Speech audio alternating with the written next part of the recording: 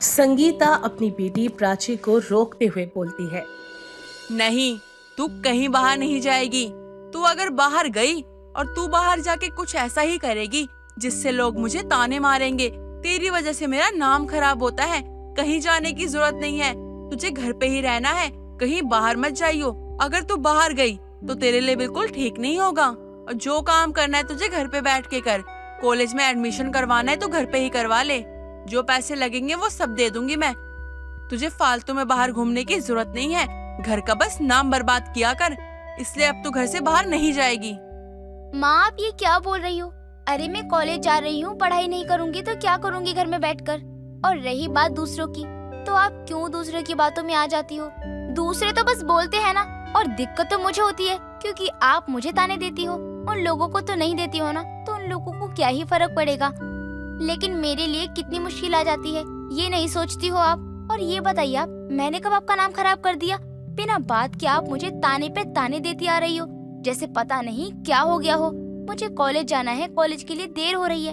आपको जो बात करनी है ना, शाम को करना। एक तो खुद दूसरों की बातों में आ जाती हो और इल्जाम सारा मुझ पे लगा देती हो कि मैं आपका नाम खराब कर रही हूँ। मैं कोई झूठा इल्जाम नहीं लगा रही हूँ, जो सच है वही बता रही हूँ। तुझे कल पड़ोसन जया ने किसी लड़के के साथ घूमता हुआ देखा था। अब ये उम्र तेरी पढ़ने लिखने की है या फिर लड़के के साथ घूमने की है, ये सब मुझे पता चलता है ना। तो मुझे ऐसा लगता है मेरा तो तेरी माँ होना बेकार ही है। ये सब सुन के मुझे बहुत गुस्सा आया था, लेकिन तुझे तो अपनी माँ की इज्जत का ख्याल ही नहीं है। आवारा लड़कों के साथ घूमना, पार्टी करना यही पसंद है तुझे, और तू अपनी माँ को ही बोल रही है कि मैं ही हमेशा गलत बोलती हूँ। माँ, आप भी ना किसी की भी बातों पर आसानी से यकीन कर लेती हो और अपनी बेटी को ही गलत समझने लग जाती हो। अरे आपको अपनी बेटी पर जरा भी विश्वास नहीं है क्या? अरे क्यों मैं ऐसी हरकत करूँगी जिससे आपको शर्मिंदगी महसूस हो? अरे मैं तो बस अपनी पढ़ाई लिखाई पर ध्यान देती हूँ। और रही बात जया आंटी की, तो उनकी बातों पर तो बिल्कुल भी विश्वास नहीं करना चाहिए आपको। उनकी बात का तो ना कोई दीन ईमान ही नहीं है। उनके खुद के बच्चे क्या क्या करते हैं उन्हें सब पता है, और पता होने के बाद भी वो ऐसे दिखाती है कि उनके बच्चे कितना अच्छा काम करते हैं, और आप उनकी बातों पर यकीन करके अपनी बेटी को बोल रही हो। ये तो गलत बात है ना माँ। जो गलत होता है ना, उस पे लोगों को ज्यादा ही मिर्ची लगती है, और तभी तुझे इतनी ज्यादा मिर्ची लग रही है। घर पर भी तू पढ़ाई कर ही सकती है, लेकिन नहीं, तुझे तो बाहर घूमना है। इसलिए मैं बोल रही हूँ, आज के बाद तेरी पढ़ाई लिखाई सब कुछ बंद। तुझे पढ़ना है तो घर पे ही रह के पढ़, वरना कहीं जाने की जरूरत नहीं है। तेरे पिता नहीं है, मैंने तुझे अकेले ही पाला है। मैंने कितनी मुश्किलों से तुझे पाला है, और तूने एक बार भी नहीं सोचा ये आवारागर्दी करने से पहले। इसलिए अब मैं कह रही हूँ, तू कहीं बाहर नहीं जाएगी। प्राची अपनी माँ की बातों के आगे कुछ नहीं कर पाती और अपने कमरे में चली जाती है। ऐसे ही कई दिन निकल जाते हैं। संगीता लोगों की बातों में आकर हमेशा ही अपनी बेटी को गलत समझा करती, और कुछ ही दिनों बाद संगीता और प्राची दोनों ही छत पर खड़े थे। तभी वहाँ पर जया आती है और प्राची को छत पर खड़ा देखकर जया बोलती है। क्या बात है, आजकल माँ बेटी में कुछ ज्यादा ही बातें हो रही हैं, और वो भी छत पर। और गर्मी ज्यादा है तो छत पे तो रहना बनता है। और देखना, मैं भी तेरी छत पर आ गई। वो क्या है ना, तेरी छत पर बहुत अच्छी हवा आती है, और देखना मेरी छत पर हवा ही नहीं आती। अरे तुम्हारा मन कैसे हो गया आ जाने का? सब ठीक तो है ना? मेरे घर में तो सब कुछ ठीक है, पर मुझे लगता है तेरी बेटी के चाल चलन ठीक नहीं है। मैंने वो पड़ोसन के बेटे के साथ तेरी बेटी को घूमते हुए देखा था, और वो पड़ोसन है ना उमा, उसी के बेटे के साथ देखा था। और मैंने नहीं, बल्कि बहुत सारी औरतों ने देखा था, वो भी तेरी बेटी को। और उमा तो तेरी बेटी को सुना भी रही थी। बहुत बुरा लगा मुझे तो ये देखकर। आखिर तू मेरी दोस्त है, इसलिए सोचा बता ही देती हूँ कि तेरी बेटी क्या ही कांड कर रही है। सोचा बाहर से पता चलेगा तो तुझे बुरा लगेगा, तो सोचा मैं ही तुझे बता दूं। ये सब क्या है प्राची? इसलिए मैं तुझे कहीं बाहर जाने ही नहीं देती हूँ। एक दिन के लिए जाएगी और मेरा नाम ही खराब कर देगी। फिर देख ले, तूने वही हरकतें करी है और मुझे वही सुनने को मिल रहा है। माँ, मैंने कुछ नहीं किया, और ये जो जया आंटी है ना, ये बहुत ज्यादा बोलती है। आंटी, आप जरा देख लेते कि क्या हो रहा था और क्या नहीं। माँ, मुझे उमा आंटी ने सुनाया नहीं, बल्कि आशीर्वाद दे रही थी, क्योंकि उनका बेटा छोटा है, और मैंने उसे कुछ सवाल अच्छे से समझा दिए थे, और सबने सुना था कि वो दीदी करके मुझसे बात कर रहा था। वो भी नहीं देखा गया आपसे। यहाँ आप माँ को उल्टा सीधा पट्टी पढ़ा रही हो। माँ, आप देख लो, ये बिना बात के ना मुझसे पंगे ले रही है। किसी दिन मैं इन्हें कुछ बोल दूंगी ना, तो फिर मेरे से बोलना मत कि तू इतनी बदतमीज हो गई है। हाँ हाँ, पूरी दुनिया पागल है ना, तू ही बस दुनिया में समझदार है।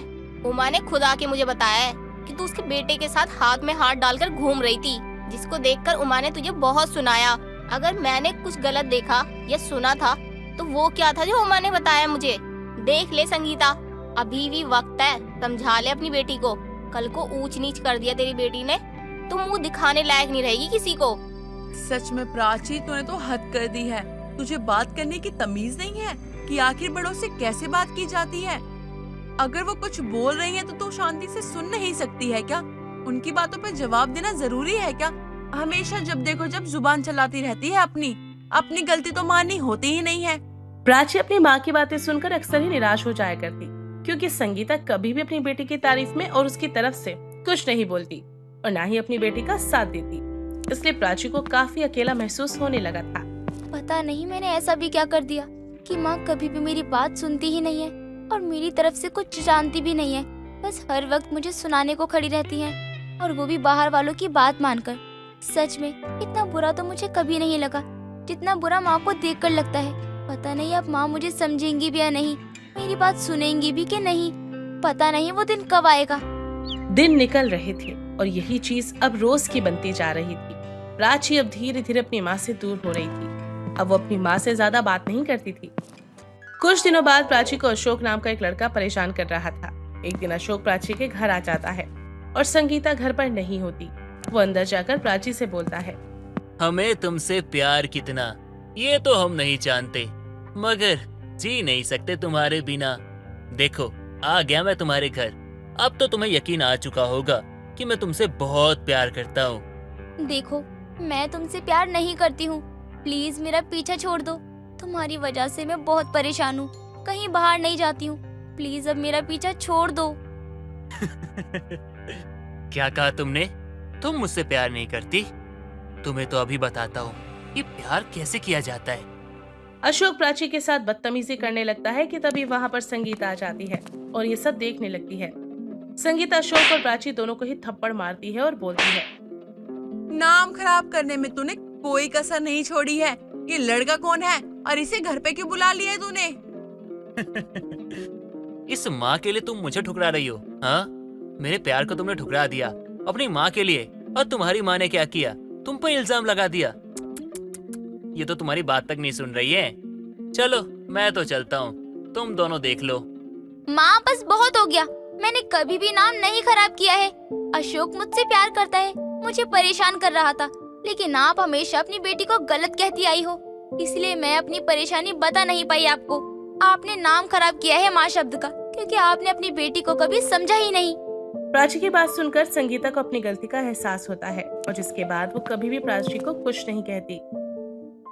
दोस्तों, अगर आपको ये कहानी पसंद आई तो इसे लाइक करें, शेयर करें और कमेंट करके बताएं कि कहानी में आपको सबसे अच्छा क्या लगा।